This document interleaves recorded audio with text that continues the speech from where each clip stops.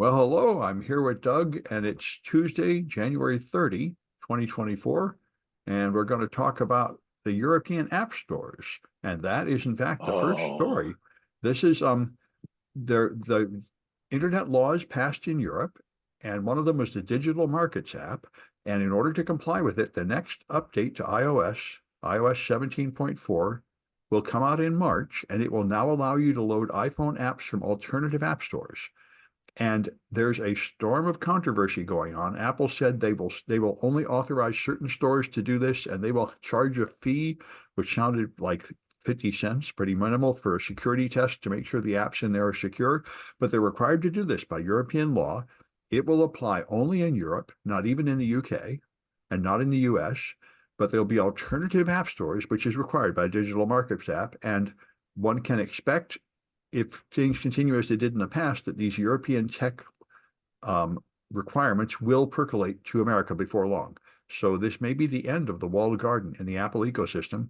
Although I see some people saying this is great, this is going to break open Apple's outrageous profiteering by charging 30% for every app. I see other people saying the prices they're going to charge is still ridiculous and they're going to get rich and this is unfair. So there's people screaming and yelling.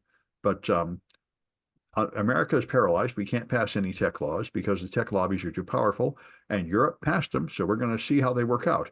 I must say the DMCA in Europe, or which one was it? The European privacy law didn't seem to GDPR. GDPR didn't accomplish GDPR. anything except to make all of us click 3 times on every website to agree to get cookies. Yeah, so here's the other side of this, Sam. If you're a developer, you now have to write two apps. You have Uh, to write one for the European market, the one for the rest of the world, one to I don't see comply. why it wouldn't be the same app. Well, if it's you have two different markets, Well, I don't imagine and yeah, markets. I just think it it's just like if you write a book now, if you write a novel, you have to translate it into like 14 languages to sell it. My sister does this. There's the Kindle version, and I don't know what all the others are, but there's apparently a whole yeah. lot of ebook formats and stuff. So I don't think It, any, but I mean, the app wouldn't be different when it gets on your no, phone. the app wouldn't be different, but there's a slight difference to it for European versus America or rest of the world market, is my understanding. Well, if that's another problem, and that would be the balkanization of the internet. We've been worried about this for years. If you Yeah, start passing individual laws, then you're going to have different versions of software for every nation, and that would be madness. right, exactly. So we'll see. This is an experiment in progress. We'll see how this turns out, won't It we? is, it reminds me of the lawsuit against Microsoft that broke them up, where they said you can no longer force people to use a browser or a music player or certain things. You must give alternatives. And so that led to every laptop of Windows being sold with like custom HP music player and custom HP backup assistant because there were certain types of software that had to be promoted with other types. So these things tend to lead to unexpected consequences that just make things worse for the consumer. Yeah, and did Microsoft went along and complied with that. Well, they Well, have to. Apple, yeah, But well, Apple came along with the iPhone and Safari in their own app for music, if you oh, will, sure, but podcasts. Apple had a good business model, which is they're the luxury brand. They'll be a small part of the market, and so they can do anything they want because they say, well, you could go get the cheaper other product. But then iPhone became the number one phone, and Steve Jobs started getting mad at Android for competing with him, which seemed to contradict their business model. But somehow they're continuing. Even as the number one phone, they're not subject to any monopoly restrictions, except now in Europe. Europe has finally stepped up and said, the iPhone is effectively monopoly and we're going to regulate you, Yeah, which is, yeah. yeah. Anyway, you can So, certainly Android's around if you don't like the iPhone. So I don't think it's exactly a monopoly, but Europe said we don't care. They're not doing it by monopoly regulation. They passed these special regulations just for big tech companies. And right. You have to be a big tech company. right, really It's big. Basically, the big four, the big five. yeah, And yeah. this reminds me of what China's doing, right? Like in America, we now have oligarchs like Elon Musk that just have the weight of nations. And in China, they squash Jack Ma like a bug to prevent that. They really don't want individual people being as powerful as the government. And in Europe, they also seem to be pretty suspicious about companies and people getting as powerful as the government. They're trying to break them up. Yeah, Anyway, yeah. We'll, anyway, we'll see. All You right, go so ahead. my story here is the data breach at 23andMe is getting a little bit more interesting. And in the class action lawsuit against 23andMe, it's alleged that the people that did the data breach were targeting specifically Ashkenazi Jews as well as Chinese. So we'll see where this is going, but it's an ongoing story. Well, I know the first data for sale was the Jews, which caught my attention, and I assumed this had to Uh, do with the right wingers in America who are Nazis who are specifically targeting Jews, basically the Trump supporters. But I wasn't quite sure. So it it it does seem like the with the rising flood of anti-Semitism, the people that did this are a part of that, yeah, yeah. or at least So they realized that there might be a market for that data. yeah, so it'll be interesting to see if you're right, if the data is sold or if it's been using by, you're right, an organization or some other group. And this is exactly what I thought when I first brought out these genetic profiles, because I remember when I was a kid talking to my parents, and I said, I don't need privacy because I got nothing to hide. And they said, you'll learn, kid. The government will just decide to outlaw you for no reason. Then you'll wish you hadn't used credit cards and everything, and they couldn't track you down. And that's the first thing I thought about these genetic things is hunting down Jews would be the obvious uh, Yeah, use of it from the yeah, government. But I'm sure it'll continue to whatever other ethnic group they find it convenient to blame things on. Uh, yeah, yeah. like, I just heard on the news last night, Texas is demanding data from other states about Texans who go to other states to receive care because they're undergoing gender transition and they want to punish them in Texas. So it's the same kind of thing.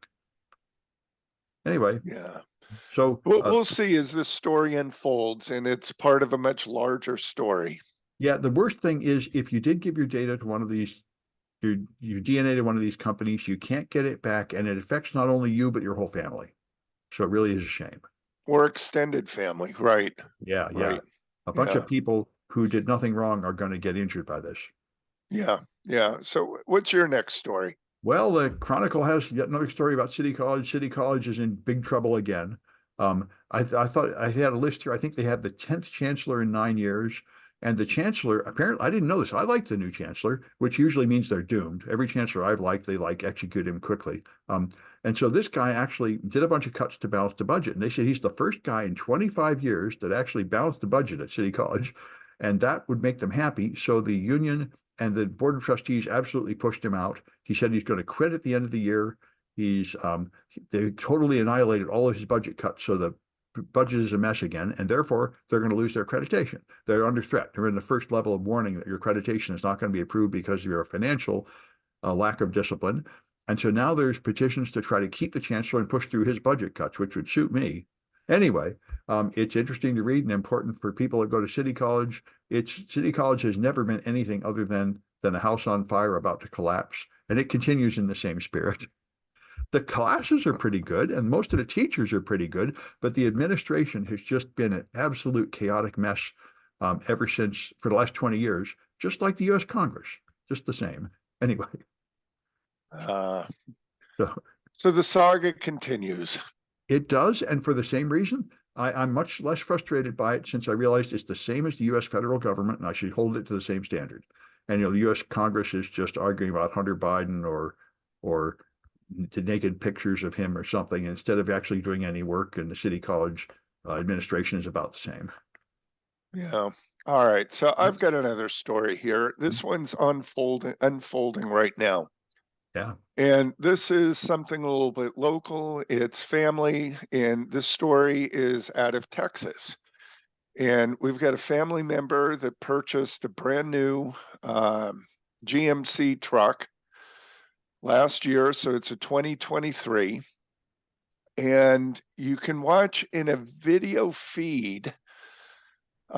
This has to do with car theft. And you can watch in a video feed where there are several wireless cameras that all of a sudden go blank, except there's one in the distance that continues to function. And you can see that there's a specific car that drives up. A couple people get out, and within a few, and we're talking middle of the night here, a couple people get out, You can see within about 15 seconds, the doors are open, the headlights come on, the first car drives away, the second car drives away, and it's gone. Right. So they're obviously using technology to open the car. They're using technology to jam the cameras and to get away with it. Now, police have been known, police, again, this is in Texas, Hmm. police have known about this car for at least a year, and there's at least $100,000 of car theft per year, or pardon me, per month. So it's over $1 million for the past year and a half. They're pretty sure, or at least what they've released, what they've been willing to share, is it's part of the drug cartel. And they have no idea where where this one car, it's a Mustang, just happens to be and where it happens to hide out during the day. Now, car thieves, like many other thieves, sometimes do some things that aren't very smart. And what they did was they drove to a parking lot, they threw out all the contents of the car, and I believe that they also found an AirTag and threw that out as well.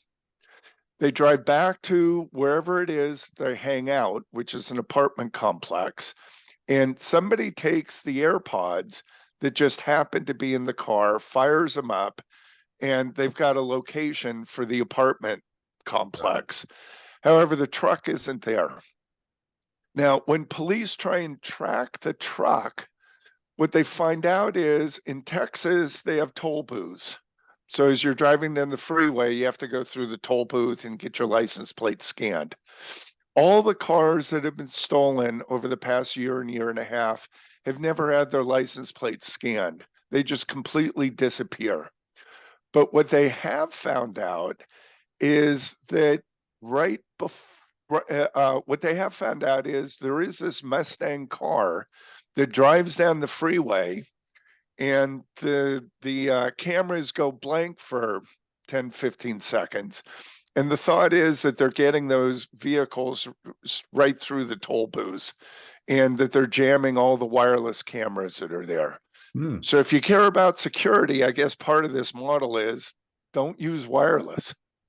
However, I've learned that wired cameras can also be defeated by someone at night taking a bright flashlight and just shining it at the camera, and it overwhelms it.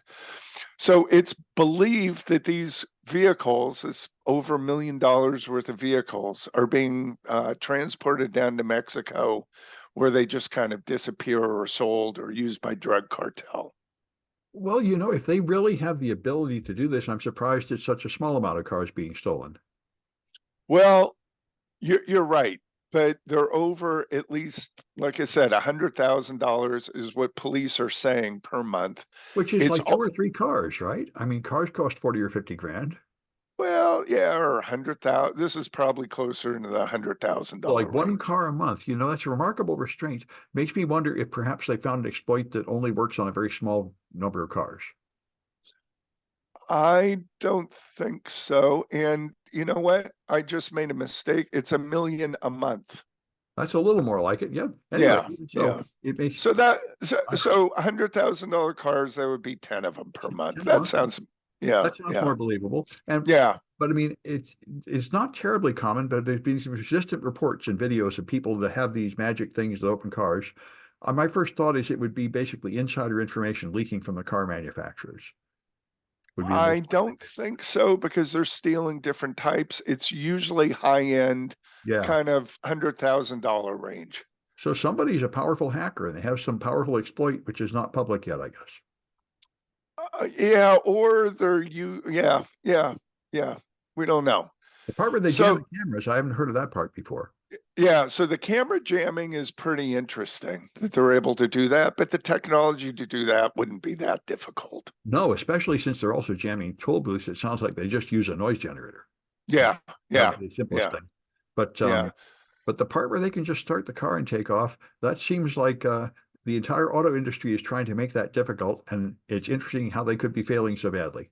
I wonder if perhaps there's some kind of phishing where they get the actual information about one specific car And then, I don't think it's one specific car. I think what they might be doing is knowing where the vehicle is, scouting it out in advance, and being able to intercept the key fob code. so they would have to have another person near the human that's asleep. Well, not asleep, but maybe they found the car in a parking lot Yeah. and they're just sitting there waiting for the person with the key fob to open it. They've got the code and they can get the tumbled code. I'm not Yeah, supposedly they're not predictable. That's the idea. I mean, supposedly you right, can't but use a code but you recorded in the day at night. yeah, but the code that's sent by the key fob, I'd have to look how this works, but it tells the key fob that there's going to be a new code. And doesn't the car send that code back to the key fob? I don't know the details, just that I know that Yeah, the I knew. exploits I've heard that actually work are when you have a real live key fob and you take the signal right away and relay it. Yeah, so if you're sitting in a parking lot Yeah. and somebody comes out there, uses their key fob, which most people would do to unlock the car and Right. start it, then I believe you've got the code, including the updated code, meaning the new code that's coming out. I don't Well, know. Yeah. that doesn't Who, sound right, but yeah. well, so maybe I'll look this up for next Yeah. time I mean, instead that's the of whole idea. arguing about Because it. that's an attack that they understand. It's supposedly recording the traffic from one opening will not enable you to perform another opening later. That's the whole idea. Yeah, but if you get the response, because there's a tumbling of the code numbers, Right. right? Right. And somehow they have to sync up with each other again. In other words, once the code Yeah. is used, it's a one time or one in Yeah, a that's right. large number Yeah. that code is used. But then there's another random number or random code that's generated, and both the car and the fob have to know what that number is. Actually, fobs plural, Yeah. because you can have multiple fobs. Yeah. Yeah. Okay. Anyway, it's Yeah, so you're not we'll take a they yeah. it was nice to find out what the weakness is and what they're doing. They're doing a pretty good job at hiding their technique so far. Yeah, so law enforcement to kind of this happened within the past few days. Law enforcement now knows where they're hanging out, but Uh-huh. they don't have enough to get a warrant. They don't have enough evidence to get a warrant. Oh, that's And so all they can do is monitor this. Law enforcement is saying $1 million a month in car theft, and not that big of a crime for us. So we'll continue to monitor it as cars disappear. well, if they don't do anything about it, you can guarantee the problem will grow until you have to do something about it. So, Yeah. And likewise, I was kind of poking around on the internet, and people have said their Tesla has been stolen. And interestingly enough, they have an AirTag in it. And 2 weeks later, they find it's in Moscow, or they find that other vehicles, same thing, winds up in the Middle East, winds up someplace else. yeah, I guess there's people that just buy cheap cars and they're stolen. Yeah, Well, they're getting a brand new Tesla. right. They're able to. Oh, you mean in Moscow Right, or right. They're just yeah, buying yeah. from somebody that has a car without asking questions. Yeah. Yeah, yeah, yeah, yeah, yeah. All right. All right. Mm. Well, that's ongoing. I'll do some homework. Let me find out if I can see how that key fob works. Yeah, I would You have like to. another story for us. Yeah, well, this happened to me in class. My students couldn't do their homework. They say I can't install these programs on my machine. Now, I didn't know this. If you buy a brand new Windows 11 machine, it appears in S mode, which I never heard of before. And S mode means it's locked down like an iPhone. You can only use the Edge browser, nothing else, and you can only install apps from the Microsoft App Store, not arbitrary apps. And you have to go into settings and find a hidden place to turn it off. And when you turn it off, a big scary message appears saying, you are subverting the security model of the app. You're going to get, the machine is going to get all infected and performance is going to go down. And you can never reverse this change to scare you into not doing it. And then if you do turn it off, then it turns into a normal Windows laptop where you can download and install software. So that's an interesting, of course, it's true that if you left it in S mode, you'd be less likely to get it infected, but it's not as useful as you expect a Windows laptop to be. So I didn't know they'd done this, but it does make sense that Microsoft's model for decades has been to sort of imitate Apple. Yeah, this is exactly the iPhone model, isn't it? Yes, and I remember when they had the first ARM-based tablet for Windows 8, they were going to lock down the bootloader so you couldn't modify the OS at all, and they said that would end rootkits.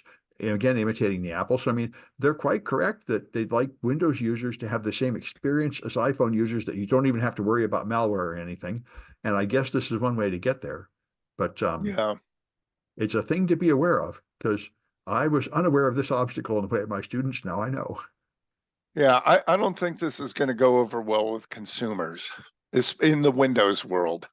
Well, this is something I've seen Microsoft do many times. The question is, do they want to keep their existing Windows users who don't want them to change everything, or do they actually think there's a bunch of new users that have never used Windows before they could bring in? And they persistently believe that. Like the people that defended the Windows 8 UI, which all of us hated, at least I hated, they said, well, we tested on a bunch of people that had never touched a computer before, and they said this is more intuitive.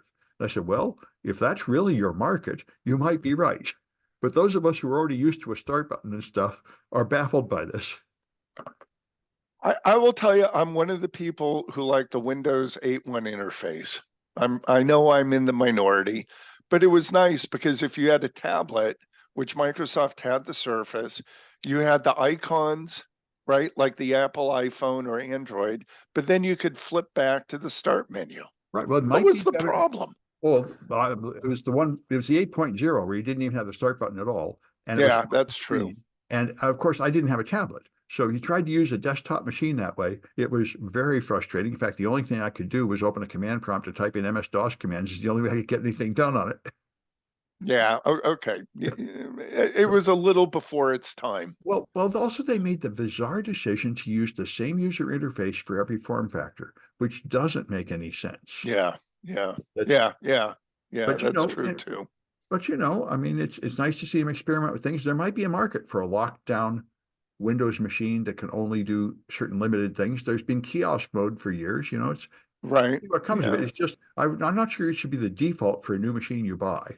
But anyway, Well, it makes it secure right out of the box, and Windows or Microsoft can now claim that. they're right. The security benefits are pretty undeniable. I know there was uh an antivirus product, the one owned by Mikko Hyppönen, I forget the name of it, that actually also did this in the default mode. It would do application allow listing, so you could only install known good apps, and anything it didn't like, it wouldn't let you install it. And that's another way to I make see. it a lot more secure at a high. Yeah. Anyway, let's go to your obituaries. Yeah. So, obituary pirates. Have you heard of this? Is Yeah, this yeah. something new? So, this was in the New York Times that this is all about getting clicks and getting people to click on fake. They're not, they're pseudo fake obituaries. So, meaning that somebody actually did pass away, Yeah. but they get creative writing or chat GPT to create multiple obituaries to just flood the internet so people click on it. So I guess the idea is people find out somebody died, they Google to read the obituary, and then they end up on the fake obituary with ads. Exactly. It's all about the clicks. And what they're doing is they're trying to flood the internet with the fake obituaries. So you're right, the Google search finds their illegitimate obituaries instead of the legitimate ones. Yeah, I Or, wonder. or Yeah, yeah, I wonder how many people read obituaries. I guess only for famous people would it make any sense. The New York Times article is implying that it's for anybody, high Seems school like a friends, seems like a low I value. would agree. I would Yeah. agree, but it made it to the New York Times, so I thought I'd share that Well, one. I guess it's cheap, like robocalls. You could just program a computer to do this, and it would generate these things automatically. So you don't really care if each one of them only gets 10 clicks. Yeah, and the obituaries a lot of times are more salacious, should I say, than somebody maybe just passing away of a heart attack or natural causes. It's maybe they were involved in a police shooting or something to Oh, make the story even more lively, if you will. well, that would be a thing that would do it if there's some kind of hook into something popular to make more people care. Yeah, Yeah, this but reminds me yeah, of the hallmark of the Trump age, the person that said, "I did my own research." I didn't believe that New York Times article. I Googled to find the obituary. Now I know what really happened. You know who did that recently? Was the Retail Merchants Association, I think is who it's called. And it's the amount of theft that's occurring. Yeah, And they testified in Congress, and they were testifying someplace else in articles. yeah. And it was a circular referral to each one. But when somebody said, "Where'd you get the number?" they'd refer back to their testimony. That's, But there was never any source yeah, it of where reminds the me, actual number came from. yeah, it reminds me of these time travel movies where the guy goes back in time and gives the time travel gadget to somebody and he uses it and nobody ever actually builds it. It just appears. Uh, and I know it's, I heard about that one. And this is very common, these round robin things where things just appear out of nowhere and then they repeat and echo until it seems like there are 10 sources repeating this thing that is not true. Yeah, yeah, exactly. Exactly. Yeah. We Exactly. saw that happen a lot. All right. And All right, you have another one for us, I Sam. do.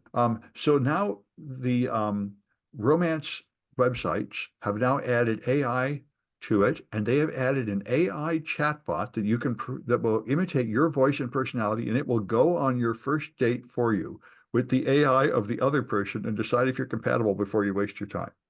Wait. So slow this down You again. fill in a profile like a questionnaire. It Yeah. generates an AI chatbot that will talk like you and have your interests, and so does the other person, and the two bots go on a date. And then report back to you whether this person is interesting or not. I see.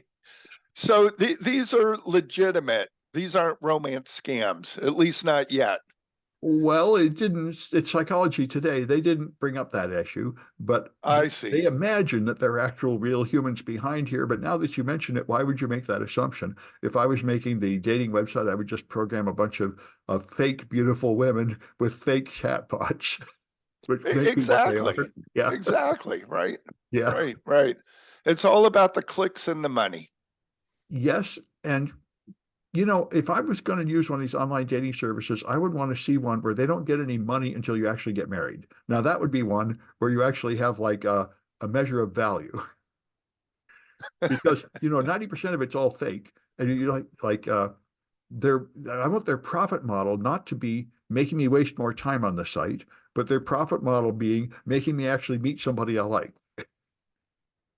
That might be an interesting business model, huh? Well, we have it in coding boot camps, right? You don't have to pay, but you take like 10% of your salary when you get a job, which is the Yeah. same kind of thing. Yeah, except that's not exactly romance related. So, Well, there I think you exploit the weakness of the system. Romance is vaguely designed. I think you'd have to define it. Well, the only thing that matters is getting married. Everything else is a failure, something like that. You need a yeah, clear yeah, goal. yeah. Anyway, All right. Well, so I think these chatbots are going to turn into romance scams, and I think we're going to see this happen very quickly. very likely. That's And you've got the ultimate one. I've got the ultimate one. This is Taylor Swift and deep porn or deep fakes of her porn, made up porn videos. Yeah, Obviously, they're not Taylor Swift, are flooding Twitter. yeah. Now, Twitter was contacted saying, "You got to do something about it. This is horrible. This is terrible." So, what was Twitter's response? Are Well, they going to block these videos? well, you'd think Elon Musk would say, "I stand for free speech," but maybe not. Maybe not against Taylor Swift. So, you know what the fix was? Are we going to block them? Are we going to prevent them from being posted? No, let's just alter the search responses so they can't be found. Well, that's usually his response to everything. Rather than taking it down, just make it hard to find, which amounts to Yeah. essentially the same thing. Well, but they're still out there. Well, I guess they are. That's true. But then you hit his free speech thing. Is it actually illegal to make? It's not exactly revenge porn. Is it actually? If you're a public figure, they could make a Saturday night skit of you. They could probably make a porn Yeah. movie about you if you're a public figure. So it's probably legal. That's going to be an interesting legal question, and I'm sure we're going to see that come up. Yeah. And this reminds me, isn't there a lawmaker that constantly holds up a picture of somebody's penis? And I don't Marjorie understand. Williams, yes. Okay, I wasn't going to go there, And but apparently it's censored. So she says people shouldn't claim to be so shocked by it. But anyway, it is their primary argument against Joe Biden. You know, I can think of a few other better arguments, but this is the main one they seem to push. well, it's more outrageous, right? It's the culture war. Yeah, the Yeah, emotional appeal. I mean, yeah. I think you could criticize him over Hamas in Afghanistan, but I guess that wouldn't have the punch of his son having naked pictures.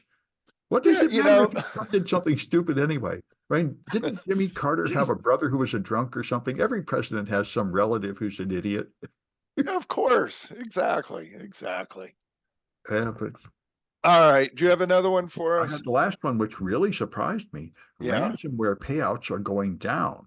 I've been getting Really? so many. Yeah, not only the size of the payout is going down, and the number of people that pay is going down to like 29%. And they've measured like the last 5 years of it. It used to be like 80% of people paid. Now it's only 29% of people pay.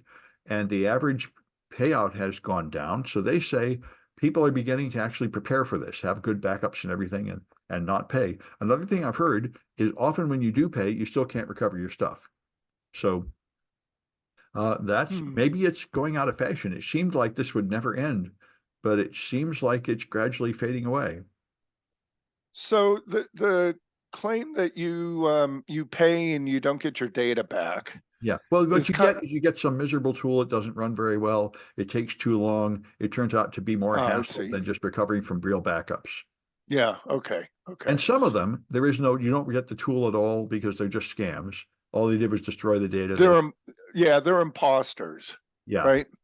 And I don't know if you ever saw the email that was sent for the Colonial Pipeline. I It might have at the time. Yeah. Yeah, I have it somewhere, but it effectively said, we're the people that, encrypted the data on your drives. And we are honest. We have 5-star ratings. So if you pay us, Yeah. our reputation, right? We have our reputation to Well, withhold. I've heard that's absolutely true. And that's why you hire consultants to help you deal with ransomware because they do keep reputation scores and they will tell you whether it's worth paying or not. They can Yeah, tell if this yeah, is, and and they can also negotiate the price for you and stuff. So just like when a real person gets kidnapped, you get like someone to help negotiate. These guys will help negotiate that. I know friends in this business, but apparently the business is declining. That would be nice. Although yeah. it's not declining. I mean, I would like to say, here, all you have to do is buy like McAfee antivirus and it will stop this. But as far as I know, there's nothing you can buy that will stop this. That's not why it's declining, that there is some easy to install product that will stop ransomware. Yeah, so hopefully, it'll be less profitable and people move on, or it's going to move to low-hanging hackers, if you will, and they're going to go after smaller dollar amounts. That's happening too. But you know, the US government is seriously talking about outlawing ransom payments. And this article does point out what I thought. They say if you do that, people will just conceal their ransomware infection and hire a black market broker. And Yeah, you just, yeah, I mean, if you were a big company and you say, you could like not pay the ransom and you'd have to pay $100 million and spend 6 months to get this stuff back, or you could pay 5 million today and get it back by next week, they're going to say the choice is clear. yeah, yeah. Yeah. All right. All right. I think So that's it for me this time. How about you? Any that's, more? nope, that's it. All right. We'll have another So, Friday. yep, another one on Friday, and it'll be February. It will. Yep. I'm stopping it.